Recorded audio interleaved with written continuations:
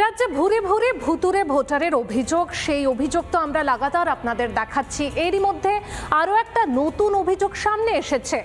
একই এপিক নাম্বারে দুজনের খোঁজ, একজন এ রাজ্যের বাসিন্দা হলেও অপরজন ভিন রাজ্যের বাসিন্দা, আর যা নিয়ে শোরগোল পড়ে গেছে কোচবিহার থেকে দক্ষিণ দিনাজপুরে।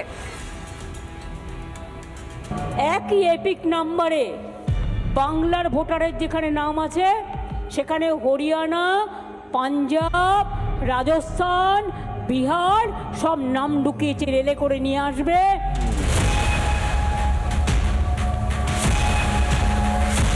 কেন্দ্রকে দোষারোপ যেন মুখ্যমন্ত্রীর স্বভাব হয়ে দাঁড়িয়েছে।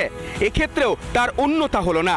নেতাজি ইন্ডোর স্টেডিয়ামে মুখ্যমন্ত্রীর সভার পরেই কোচবিহারের মাথাভাঙা 2 ব্লকের ফুলবাড়ি অঞ্চলের তৃণমূল কংগ্রেসের পরিবার বলে পরিচিত আরতি সরকারের নামের এপিক নাম্বারে উত্তরপ্রদেশের লালগঞ্জের এক ব্যক্তির নাম জানিয়ে সোশ্যাল মিডিয়ায় সরব তৃণমূলের কোচবিহার জেলা সভাপতি অভিজিৎ দে ভৌমিক। একটা চক্রান্ত চলছে এবং এরা কি করবে, এই ভোটাররা কিন্তু এখানে ভোট দিতে আসবে না। এদের লক্ষ্যটা হচ্ছে ওখানকার ইউপির যে লোকাল বিএলও তাকে দিয়ে কুচবিহারের ভোটারের নামটা কেটে দেবে। কিভাবে একই এপিক নাম্বারে দুজন ভোটার হতে পারে তার সদুত্তর মেলেনি বিরোধীদের কাছ থেকেও। ওনার মনে হচ্ছে নির্বাচন কমিশনের এগেনস্টে উনি তোপ ডাকছেন, এই কারণেই যে কোথাও একটা হয়তোবা ভুল হতে পারে, প্রিন্টিং মিস্টেক হতে পারে, সেটাকে নিয়ে উনি এখন হই হট্টগোল ছোর মাচাচ্ছে। একই ছবি দক্ষিণ দিনাজপুরের গঙ্গারামপুরেও। একই এপিক নাম্বারে একজন গঙ্গারামপুরের ভোটার হলেও অপরজন ভিন রাজ্যের বাসিন্দা। কার্ডটাকে একটু অনলাইনে চেক করতে যাই, চেক করতে গিয়ে দেখি একটা অবাক কাণ্ড কি, যে আমার নামেই আরেকজন আছে, যেটা হচ্ছে আহমেদাবাদ গুজরাটের আয়ুব খান পাঠান নামে। গুজরাটের ব্যক্তির এপিক নাম্বার আর আমার এপিক নাম্বার সেম।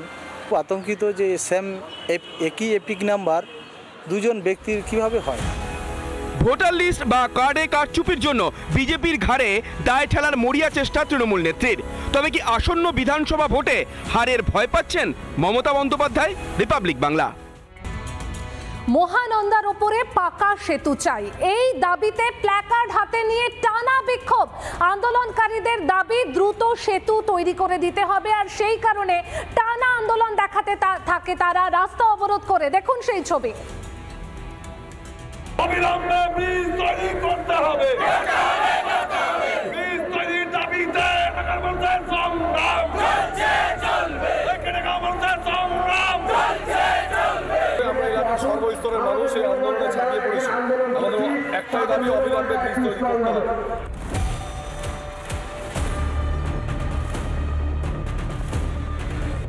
কেটে যাচ্ছে মাসের পর মাস, ঘুরে যাচ্ছে বছর, কিন্তু পাকা সেতুর দাবি পূরণ হচ্ছে না মালদাবাসীর।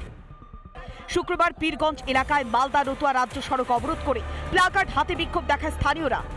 রতুয়া 2 নম্বর ব্লক এবং পুরাতন মালদার মাঝখান দিয়ে বয়ে যাওয়া মহানন্দা নদীর ওপর কংক্রিটের সেতুর দাবি তোলেন স্থানীয়রা।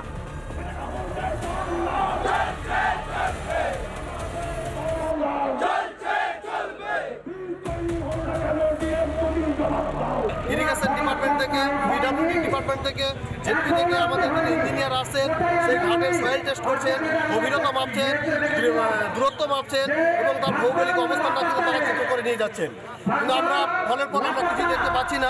স্থানীয়দের এক কাট্টা বিক্ষোভে থমকে যায় যান চলাচল, অবরুদ্ধ হয়ে পড়ে মালদা রতুয়া রাজ্য সড়ক।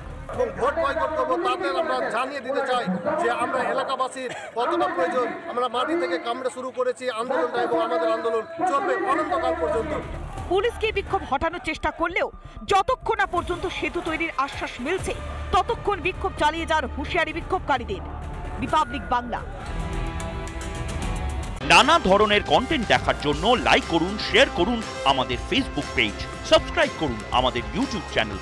পাশাপাশি অন্যান্য ব্রেকিং নিউজের জন্য অবশ্যই চোখ রাখুন রিপাবলিক বাংলায়।